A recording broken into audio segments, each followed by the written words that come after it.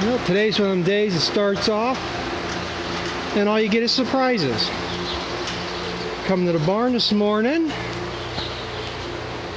and I find the start of this. I got twins. I wasn't expecting her to calve just yet. She wasn't due the 24th. I knew she was bagging up. And she could be due at any time. But they're lucky to be here. The white one here is the first one born. He was halfway out when I got here. And the problem was his head was tucked underneath him. He shouldn't be alive. Usually they get twisted like that. They basically suffocate, you know. But probably what saved them is the umbilical cord didn't break yet. And usually that's what stimulates them to start breathing. So as long as the umbilical cord's still attached, the calf's fine. I mean, she probably had it like less than 5 minutes before I even walked in the door here. So I pulled him around so she could clean him up and stuff. And then I started milking. And I come over here and make sure she's all right. And that one's halfway out. So that was a surprise there. I wasn't expecting twins. Usually a calf this size, I mean, they're good sized calves. Not big for a brown Swiss, but they're not anything to be surprised about. But the only problem is they're both bulls.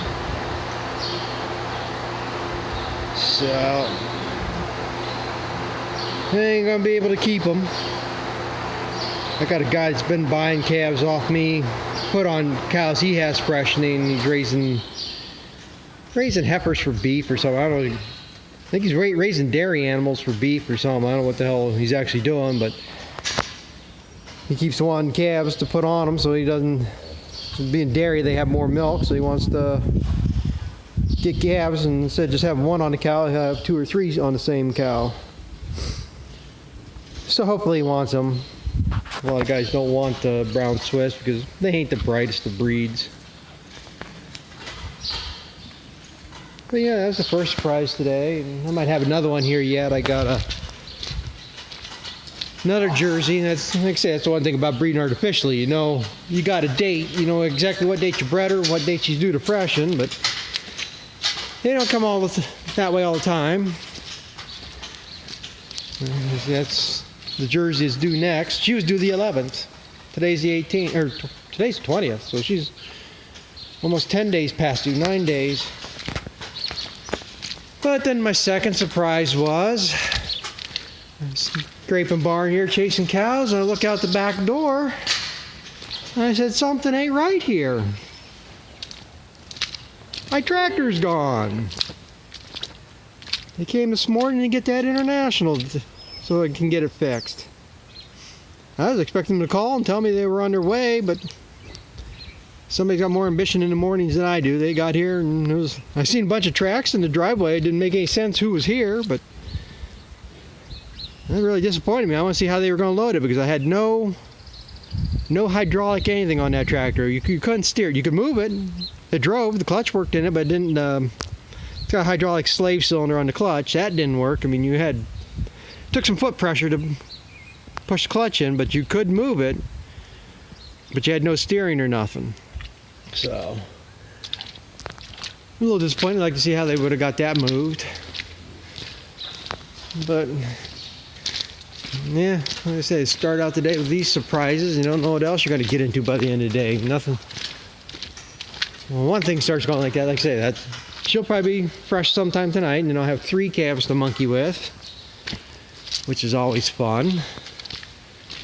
But yeah, I gotta get her around and milk and get some milk into these 2 yet. Well, that darker one, he wants to eat. He's over there. His jaw's been moving the whole time he's been laying here. He wants something to eat. But this is the first set of brown Swiss twins I've ever had. This is the second set of twins since November. I had a Jersey.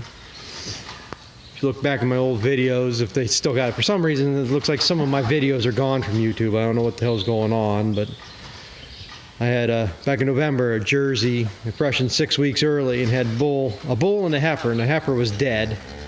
I think that's why she had the calves early. I think something happened to the heifer, and the bull, another one, I don't know why I tried to save him, but I talk about him in that video, and he's a big pet right now. Jeez.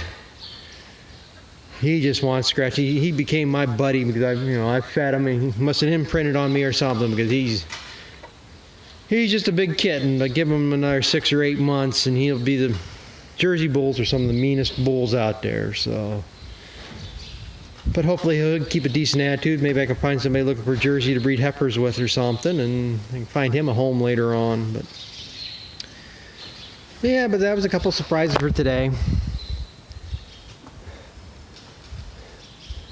That's why I hate, you never know what else is going to go on. It's one thing, when you're farming, you can never plan your day for anything. And I say this calf here, she's getting a little more peach fuzz to her, so I don't know how to clear that up. I'm going to find something different to treat her. I mean, that must still be some of that ringworm, because like I say, ivermectin won't take care of that, but probably still ain't gonna show up, but nice and soft. Just a little peach fuzz. And the other day I was talking about using that draw pin for hitch, and like I say, it works good and stuff, but somebody made a comment. I told about how the emergency brake cable disconnect, I hooked through here and then back to the pin on the receiver, which I don't like that anyhow. And this is the way the dealer hooked it up, except for he went through the chain, one of the safety chain links, and I didn't even think that was right. And like I said, and I commented how I wanted to change, put a carabiner or something to hook on here, so I don't have to have it back on that pin, because I don't like that idea either. And of course, I've had this trailer for 3 years now, and I'm a procrastinator. I still haven't gotten it taken care of. But somebody commented on the last one, and do you ever have one of these, think you have a great idea, but you miss the obvious?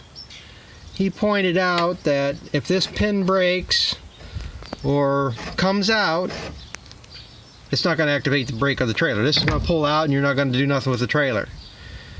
And it makes a lot of sense. And that's where he said, it's by law, that cable's supposed to be to a fixed point on the tow vehicle. So that way, if you lose the ball or this pin comes out, whatever, anything breaks, that it pulls that safety pin and locks the brakes on the trailer. And so he's right, and I'm going to rethink this and rechange it. I mean, I wish I could remember his name.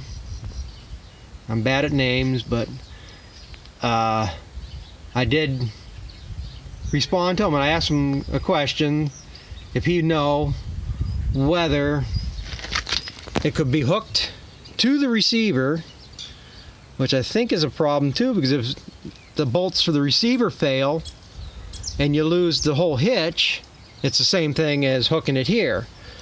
So that's why I think it's got to be hooked to something here on the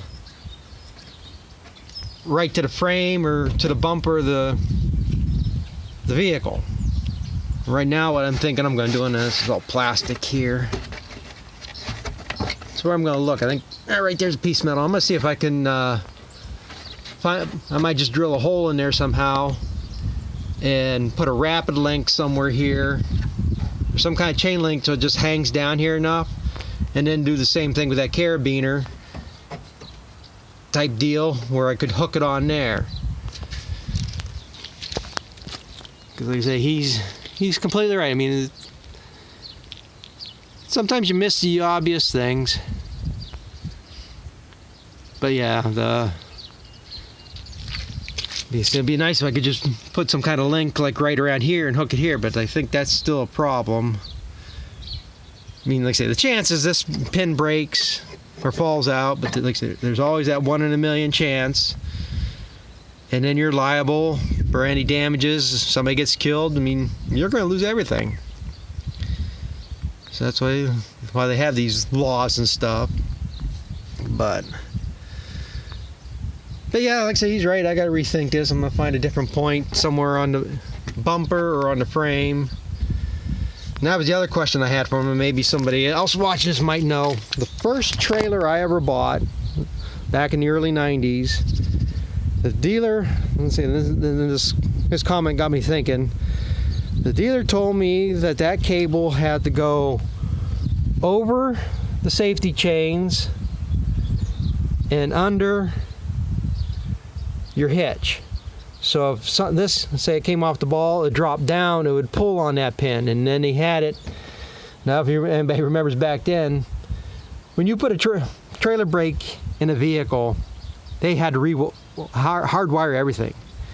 You bought a brake, put it in the truck, and they ran wires back, put a plug in, and they put a plug where the license plate light is here, and they had a bolt bent L-shaped on it, and then you just hook that on to the L-shape, so it was underneath all this.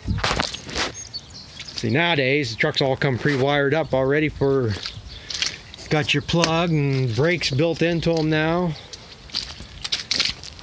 97, when I bought that truck, part of your trailer tow package was the 7-pin plug, and in the frame they actually had a 4-wire and a 3-wire. The 3-wire is your trailer brake, the 4-wire is your lights, and you took your 7-wire plug and you plugged it into them, and then it bolted onto your bumper or wherever or the receiver on the back there. And then you bought a trailer brake, and then it had another pigtail you wired on the trailer brake, and underneath the dash there was the 3-wire plug for that. So like I said, that one already had the wires in the frame, but the 86 I had, and you had to put all new wires and everything down in there. So, but yeah, like I say, if you're going out on the road with stuff like this, you gotta follow the rules. I mean, you know what your truck's capable of, what's legal towing. Like I say, this truck is 16,000 combination.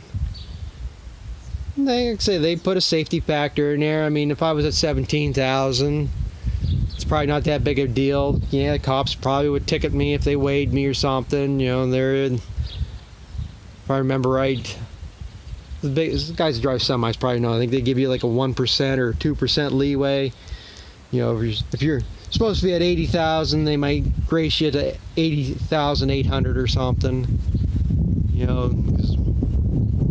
Adding fuel and stuff changes things. You never can be that accurate. But if I was to hook 20,000 behind this truck, yeah, that's an issue. Yeah, you could probably handle it.